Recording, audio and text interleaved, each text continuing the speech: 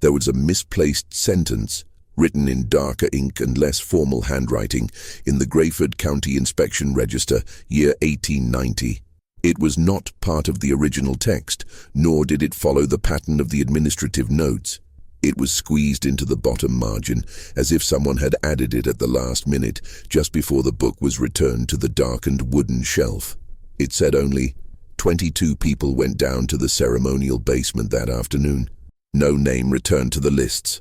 Before proceeding into this forgotten file, the narrator who reconstructs it could, today, more than a century later, ask a small favor of those listening, that they write in the comments from which city they are watching and what time it is right now.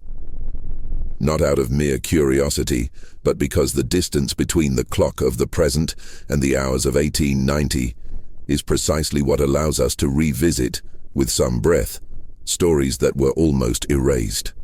The case known, in some circles of local researchers, as the disappearance of Thornbrook House begins there, in that hesitant line written in the margin.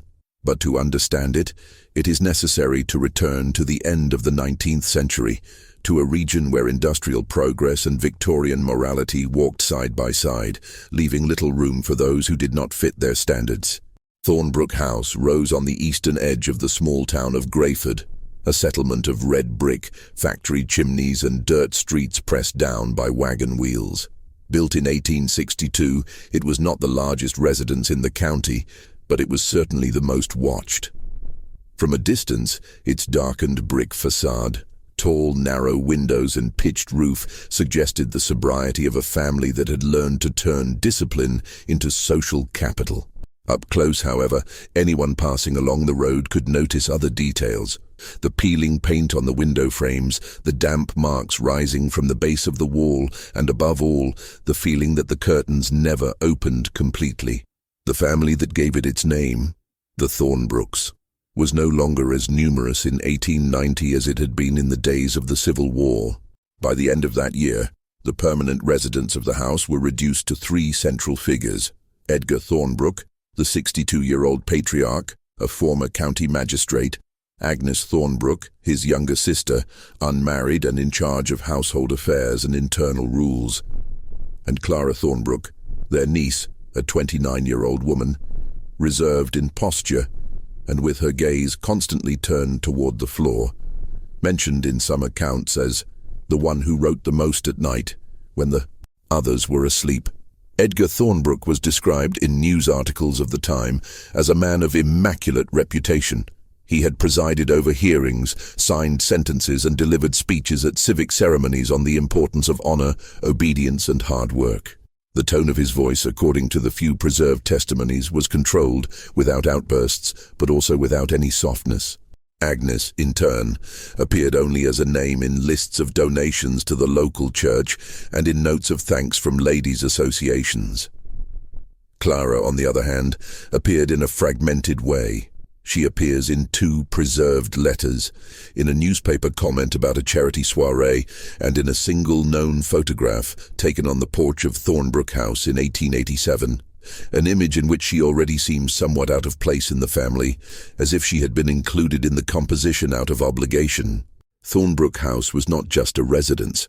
Since 1884, a kind of moral and behavioral correction institute had operated there, aimed at young people considered problematic, children of families who did not want to send them to public institutions, but no longer knew how to deal with their attitudes.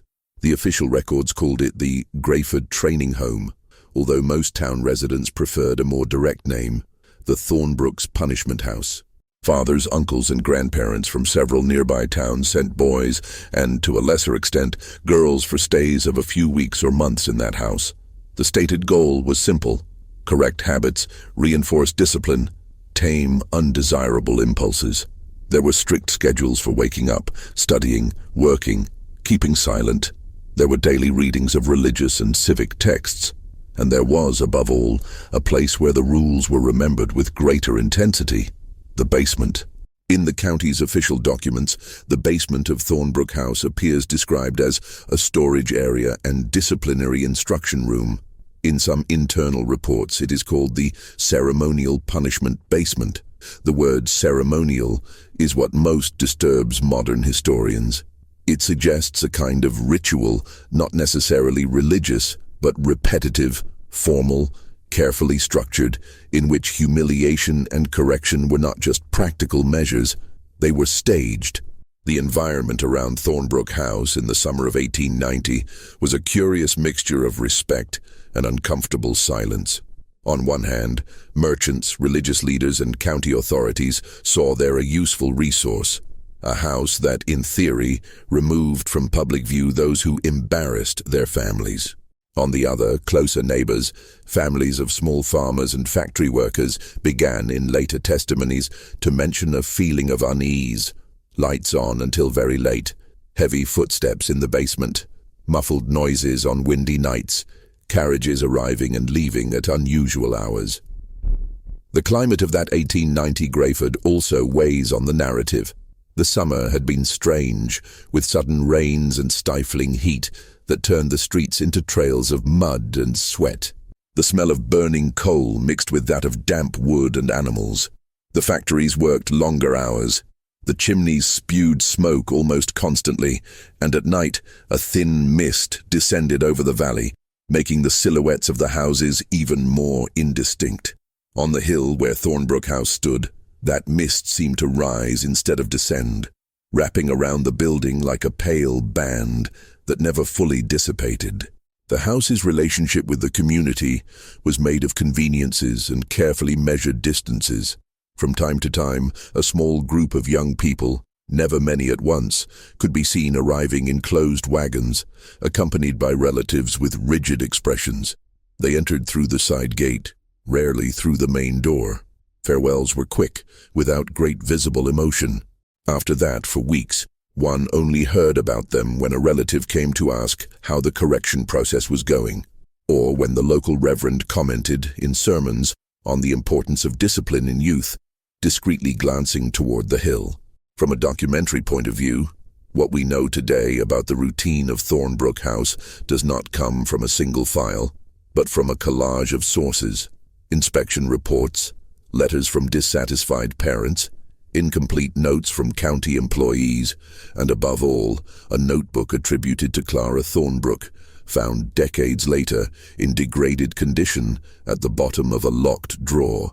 In that notebook, which many believe to be a diary disguised as a household record, there are lists of provisions, meal times, names of young boarders, small notes about behavior, and among these records, sentences that stand out, as if Clara were trying, without much courage, to mark on paper what she could not say out loud. On a page from June 1890, for example, after a shopping list, flour, coal, soap, candles, there is a single isolated line. Today, Edgar said the basement is not punishment, it is prevention. I haven't been able to sleep since. Another note, dated August of the same year, mentions something that would reappear in distorted form in later testimonies from neighbors. The voices are getting quieter, but the silences longer. Those who go down do not speak on the way back. From these fragments, added to the reports, it is known that by the end of 1890, Thornbrook House had reached its point of greatest occupancy. There were young people from various towns, 2 employees hired to help with daily tasks, and a constant flow of carriages going up and down the road. Even so, the official resident lists never matched exactly the informal accounts of the neighbors. There was always the impression that there were more people than names in the records, more footsteps than familiar faces at the windows. The mystery that today we call the 22 disappeared of Thornbrook House does not begin with a scream, a fire, or a night of turmoil. It begins with a discrepancy. When, years later, a young clerk at the county office decided out of curiosity to compare the institution's admission and discharge lists, he noticed something that, at the time, no one seems to have noticed, or at least no one officially recorded. 22 names were listed as admitted throughout 1890 and early 1891, but there was no formal discharge entry for them. Their contracts were not closed. Their families did not sign receipts. There was no transfer to other institutions. They simply ceased to be mentioned. It was while trying to correct this flaw that this clerk, whose name ironically was not preserved in the documents, wrote the marginal note that now opens this account. At the bottom of the page, squeezed between seals and stamps, he wrote, in a tone more like a sigh than a record, "If there was a ceremony in that basement, it did not end for everyone." It is precisely at this point, at the junction between the coldness of the numbers and the unease of the note in the margin, that the case of Thornbrook House ceases to be just an administrative irregularity and becomes a story of disappearance. Because from then on, one question begins to cross all the files, all the memories and all the testimonies. What exactly was happening in the ceremonial punishment basement of Thornbrook House on the afternoons when 22 people went down the stairs, and none of them ever existed on paper again? The routine of Thornbrook House in the year 1890 may seem, at first glance, just one more austere expression of Victorian morality applied to the rural American interior.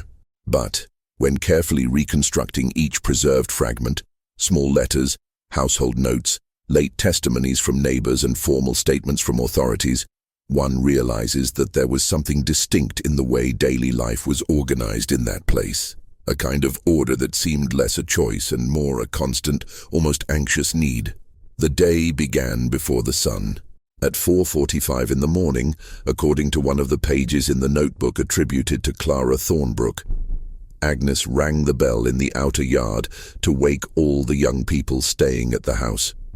The bell was small, but its metallic sound echoed in a peculiar way on the hill, as if the humidity in the air amplified its timbre. The youths came down in line, still sleepy, to wash their faces in iron basins, and then position themselves for Edgar's morning reading. This reading, as far as is known, alternated between selected biblical passages and excerpts from conduct manuals known at the time. Edgar read with firm cadence, rarely varying his intonation, as if his voice were a natural extension of the rules he defended.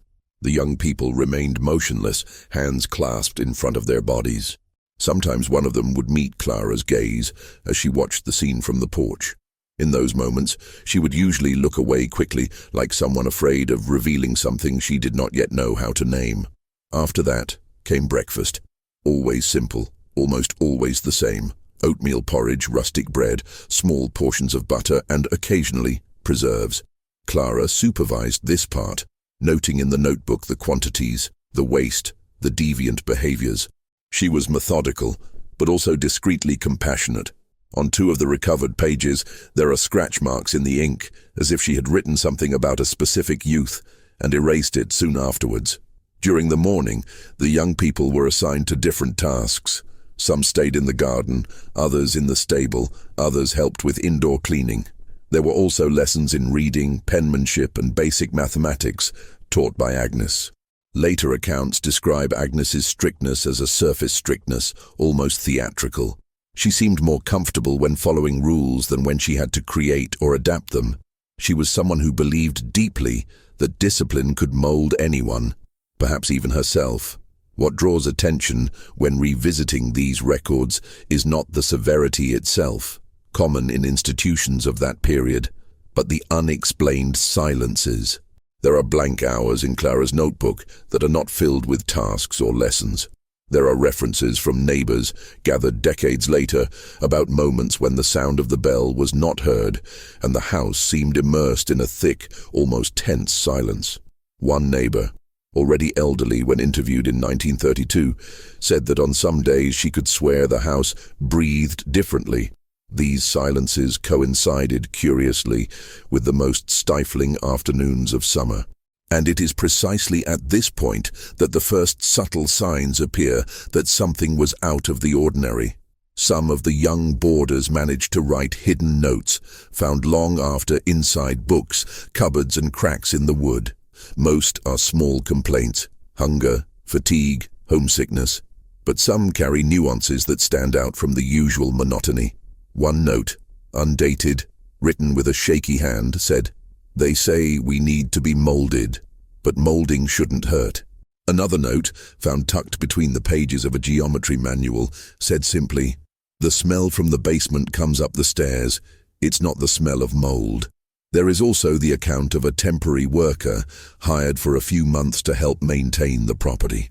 In testimony collected long after, he mentioned that some of the youths avoided even looking at the basement door when they passed down the corridor.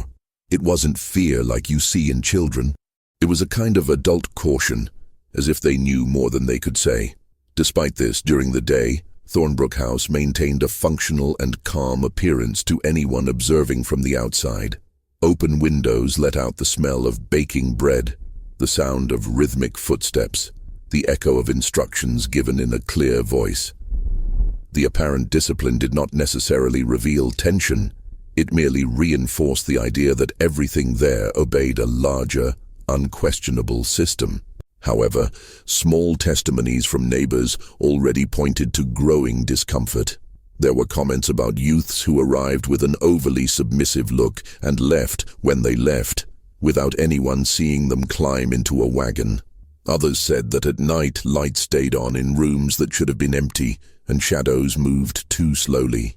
One farmer's wife stated, in a near whisper, that on a certain night she heard a set of synchronized footsteps, as if many people were going down the stairs at the same time, something she did not see the next morning.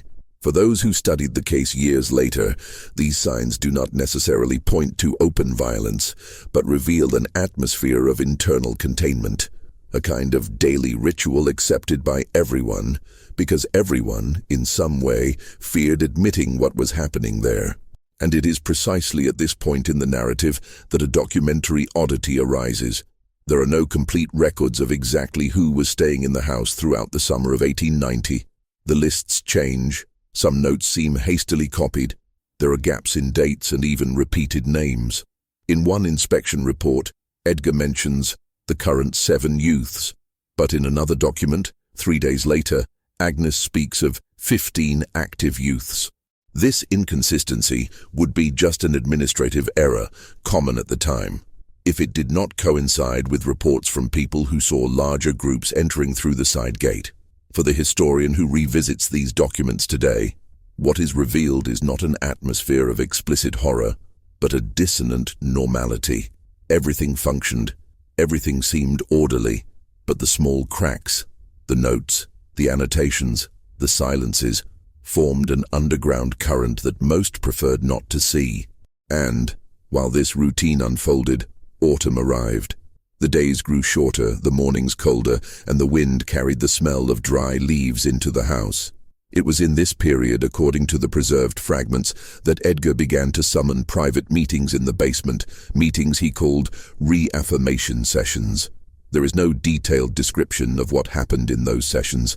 All we know comes from short, scattered phrases, like this one, written by Clara. Today 11 went down. 9 came up. No one mentioned the difference. This is the point at which everyday life begins to deform, in an almost imperceptible but inevitable way. Reconstructing the exact night on which the disappearances occurred is a task made almost entirely of shadows. No official document describes the moment itself. No newspaper mentioned any immediate strangeness. And none of the neighbors who lived less than a kilometer from Thornbrook House recorded, at the time, any turmoil, screams, or clear sign that 22 lives had stopped circulating through the county. The disappearance happened in silence, and perhaps for that reason, it was so effective. What we have today are fragments. What Clara left written, what some youths tried to describe in torn notes, what the authorities noticed only much later. And from these fragments emerges one particular night, the most often cited, the night of October 14th, 1890. The day had been strange since dawn. A thick mist covered the hill, but unlike other mornings, it did not dissipate when the sun rose. It remained clinging to the house's facade, slowly moving along the edges of the windows and the damp woodwork of the roof. Clara wrote, in one of her last preserved entries, that the house seemed smaller, as if the mist were squeezing the air around it. Even so, the routine was followed to the letter. The porridge, the tasks, the lessons, the required reading. The difference was in the youths, or more precisely, in their eyes. Later testimonies from one of the neighboring farmhands, who saw some of them working in the garden, mention restless looks, short breaths, trembling hands. One of the youths, he said, seemed to want to say something, but Agnes reprimanded him before he could even open his mouth. The hours went by, and a heavier silence took over the house. There were no shy laughs in the breaks between tasks, nor whispered conversations between dormitories. Only obedience, only expectation. Around 4 in the afternoon, Edgar called Agnes and Clara into the office. There is no record of the conversation, but when they came out, Clara had lost her color. From that point on, her notebook stops recording tasks and begins to record sensations. Broken sentences that, even incomplete, help reconstruct the atmosphere of that afternoon. I don't want them to go down. Edgar is too calm. The door is already open. The door she refers to can only be one. The basement door. Thornbrook House's basement lay beneath the east wing. The entrance was a thick wooden door, darkened by time, reinforced with 2 external bolts. Edgar had both keys. The internal access was via a narrow staircase that creaked with any movement. According to later reports, it was a wide space with low ceilings, stone walls, and packed earth floor. Little lighting, no windows. From 5 in the afternoon onwards, Edgar began calling the youths one by name. He called with a firm voice, but not an authoritarian one, like someone summoning for a family obligation, not for punishment. They went down without resistance, some with slow steps, others trying not to look at anyone. Clara wrote only 2 words about that moment. They knew. While the youths went down, Agnes paced the corridor, nervously fingering the beads of her necklace. In tense moments, she usually murmured fragments of prayers, but that afternoon, she did not murmur anything. She just counted the steps. There were 19 youths in total that day. But the number that went into the basement reached 22. 3 of them did not appear on the official list. No document explains who they were, where they came from, or why they were there. These 3 are precisely the ones who appear as shadows in later testimonies. Neighbors saw carriages arriving the previous night. They heard young voices entering in a hurry. They saw lanterns being carried by Edgar and another employee. At 5:50 in the afternoon, with the sun beginning to set, all those summoned were inside. Clara noted, "When Edgar closed the door, I heard something, like a sigh. I don't know if it was theirs." The door was locked from the outside. Edgar stood for a few minutes motionless in front of it, as if waiting for a confirmation audible only to him. Agnes remained near the stairs, rigid, not touching anything. Darkness fell fast that night. The mist, which had not dissipated, had grown denser, stickier, as if it had weight. The lanterns inside the house flickered for reasons Clara described as no wind at all. Around 7:10, a neighbor reported seeing flickering lights in the roof area of Thornbrook House, as if someone were walking inside with lanterns in hand. There is no record of who it was. Inside the house, there was a sound coming from the basement. It was not a scream, nor turmoil. It was not even a continuous noise. It was a rhythm, something between confined steps and the scraping of wood. Clara describes it as a repeated, cadenced movement, almost rehearsed. She asked Agnes to open the door, but Agnes refused, saying only, "Edgar hasn't called yet." At 8 o'clock, everything stopped. The sound, the flickering lights, the muffled murmur. Only silence. Absolute, deep, total silence. It was this silence that made Clara, for the first time, record explicit fear in her notebook. "I can't hear anything. No breathing. No footsteps. Nothing." She knocked on the door, calling the youths by name. No answer. No movement. No sound that indicated life. At 8:23, Edgar came up the corridor with a rigid expression. He said only, "No one goes down until I say so." Clara insisted. He did not answer. He walked to the office and closed the door behind him. This is the last confirmed moment in which Thornbrook House had all its residents alive and present, at least according to official records. The hours that followed are recorded only by Clara, in broken sentences, as if she wrote while walking, her hand trembling. "Agnes won't look at me. The corridor is cold. The house is too quiet. There are lanterns going out by themselves. The door doesn't vibrate with movement inside anymore."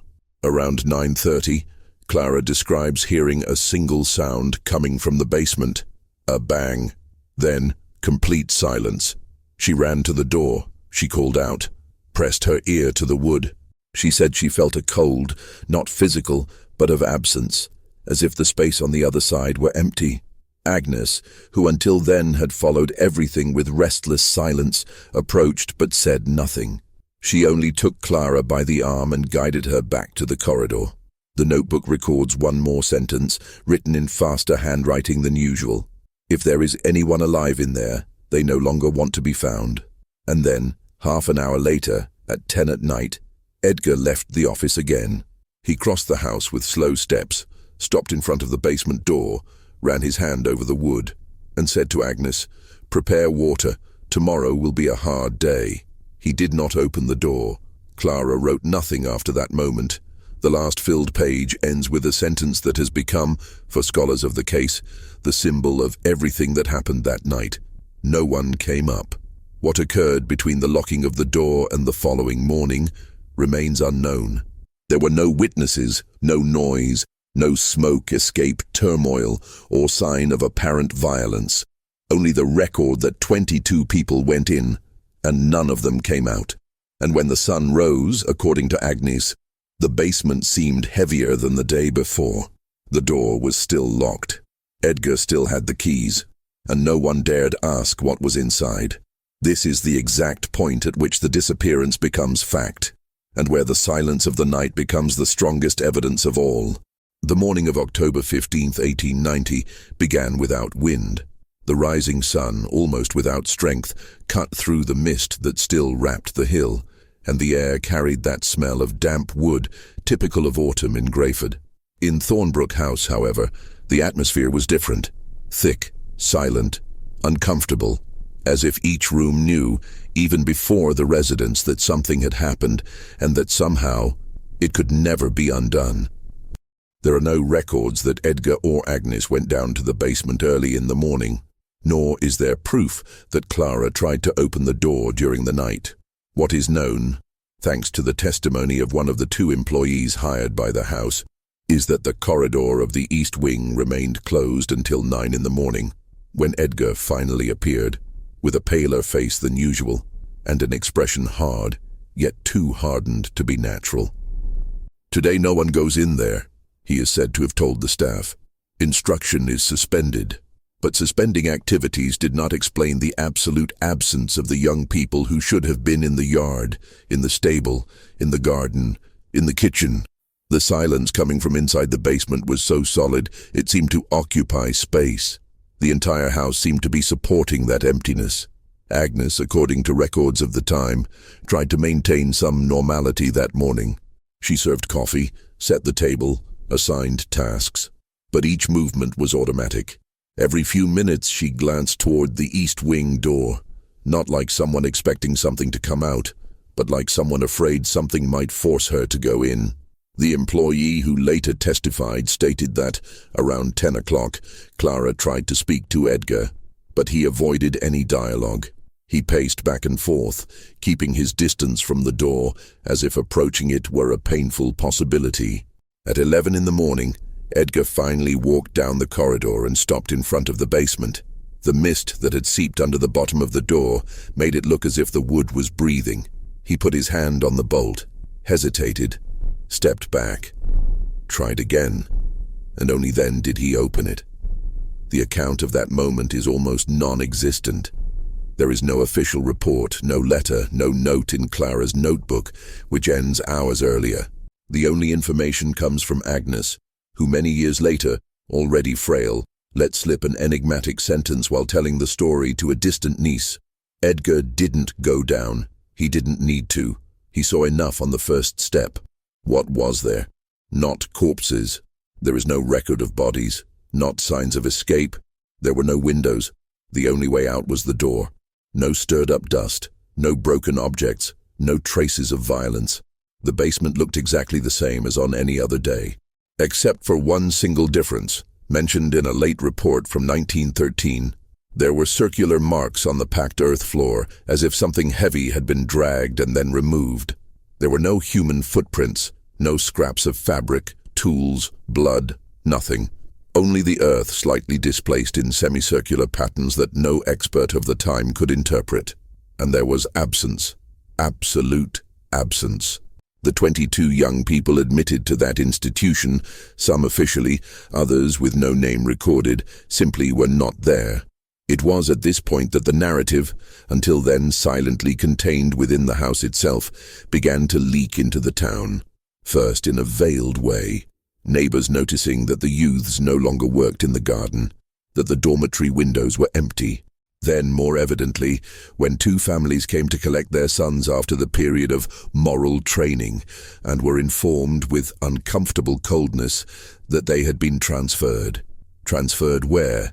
There were no documents, no receipts, no signatures, only Edgar's word, who at that time still held enough social authority to avoid direct confrontation. But the community of Greyford, though conservative, was not indifferent, and the prolonged absence of the youths began to raise questions. The first formal complaint, however, was only filed 2 weeks later, and came from a family from another county who had travelled to Greyford seeking news of their son and found Thornbrook House with shuttered windows and a strange refusal from Edgar to present documents. The complaint landed in the hands of the local sheriff, who, under pressure, scheduled an unannounced inspection. When the officers arrived at Thornbrook House, they found Agnes trembling, Clara with red eyes, and Edgar trying to appear calm, without success. The inspection was brief, but revealing. The dormitories were too tidy, as if no one had slept there for days. The kitchen was too clean, as if few people had eaten in the last shifts. And in the basement, the circular marks were still visible, drier, more defined, as if the earth had settled around them.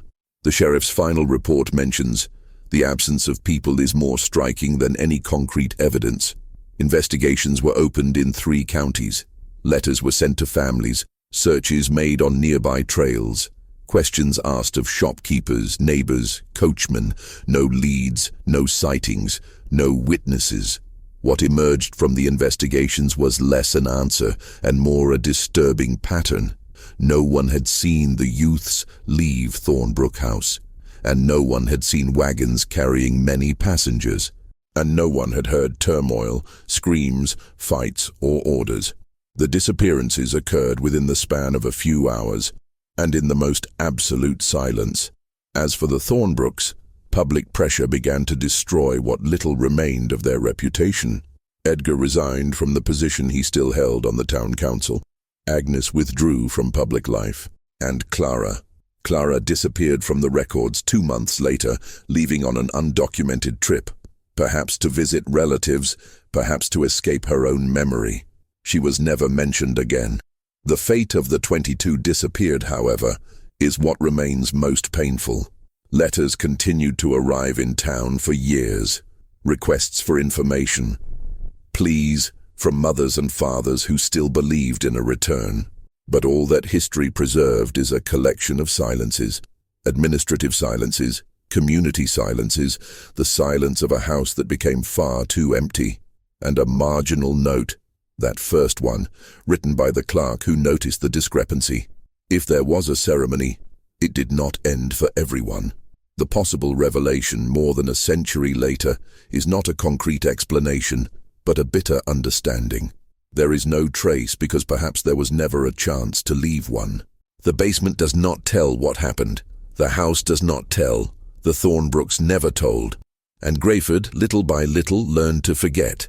But for those who read the files today, one question remains, insistent, uncomfortable, inevitable. Why did no one hear anything? Decades have passed since the last morning on which Thornbrook House was still mentioned in the county's conversations. Today, what remains of the property is little more than a rectangle of uneven ground, covered with dry shrubs and surrounded by trees that have grown without any pattern, as if the landscape itself had decided to occupy the spaces left by those who departed. The walls collapsed before 1920. The roof did not survive the harsh winter of 1914. And the basement, the center of everything, the most cited, most feared, most questioned point, was taken over by thick roots, which today intertwine like fingers that have never released what they were holding. For those who visit the place, there are only loose stones, a lingering patch of shade, and the distant echo of something no report could capture, the weight of absence. It was only in the 1930s that the case began to draw the attention of researchers, chroniclers, and historians. Not because new evidence emerged, but because the distance of time allowed people to speak more honestly, and because for many in the region, forgetting the case had brought no relief. It had brought an emptiness that bothered more and more. When revisiting the original archives, many historians noticed the same pattern. The silence surrounding the documents is as significant as the words written in them. What was omitted, what was not asked, what no one dared to record. All of this tells the story as much as the formal accounts. There are, however, a few pieces that resisted time. One of them is the notebook attributed to Clara Thornbrook, whose surviving pages were restored by a local archivist in 1937. He described in a letter the strange feeling of dealing with those notes. There is something in her silences that weighs more than in the official records. It is as if Clara wrote what she could and left, between the lines, what she could not bear. Another important piece is Agnes's testimony, given near the end of her life. Already very frail, she spoke little, confused dates, mixed up names. But in a rare moment of lucidity, she let slip a sentence that, although it answers nothing, reveals the emotional dimension of what happened. We followed too many rules, and we asked too few questions. That sentence later became the epigraph of an article that analyzed how Greyford, and more broadly, the society of that period, treated people considered problematic. Thornbrook House was not an exception. It was a reflection of the belief that discipline could replace understanding, that silence could replace dialogue, that erasing a behavior could somehow also erase a person. But what continues to haunt those who study the case is not the rigidity of the method, nor the morality of the time. What truly disturbs, perhaps what disturbed Clara in those pages and what led the clerk to write the marginal note, is the way 22 lives could disappear without leaving any physical trace. There is no satisfactory explanation, no trail, no footprint, no witness. There is only the uncomfortable realization that there are moments in history when a set of human decisions, omissions, fears, conveniences, creates a kind of whole that swallows everything. And in such cases, disappearance is not an event. It is a process. Walking across the land today, one can hear the crunch of dry leaves underfoot, the wind passing through the trees, the distant sound of the road that replaced the old dirt track. All of this creates a normal landscape, almost banal. But for those who know the story, there is a subtle sense of discord, as if nature had tried to cover what happened there, but had not quite managed to hide it completely. Some visitors claim that the silence of the place is denser than usual. Others say it is just imagination shaped by prior knowledge. In any case, what remains there is not something supernatural. It is the incomplete memory of a human, collective, painful fact. A county historian, interviewed in 1952, summed it up precisely. Thornbrook House did not disappear. It was erased, like the youths, and like almost everything that was inconvenient. Over the years, various theories have been proposed, from abuse of power and illegal confinement to collusion with authorities who preferred not to investigate too deeply. None of them, however, is fully supported by the remaining records. What is known is insufficient to assert an absolute truth, and perhaps for that reason, the case has acquired a kind of silent eternity that few historical files possess. The 22 names were never recovered. Some families moved away. Others waited for news until the end of their lives. Others learned not to ask, because asking too many questions at that time could be costly. And as the years piled up, the memories thinned. They became fragments. They became echoes. Today, when a researcher opens the old county inspection book and sees, in the bottom margin, the note that gave rise to this entire investigation, something inevitable happens. He does not read just one sentence. He reads everything that the sentence left unsaid. 22 people went down to the ceremonial basement that afternoon. No name returned to the lists. And it is in that instant, in that brief encounter between past and present, that the story of Thornbrook House gains its true weight. Because what frightens is not what is written. It is what no one, for more than a century, has managed to write. And the final silence that remains is not just any emptiness. It is a silence that looks back. A silence that, to this day, has found no answer.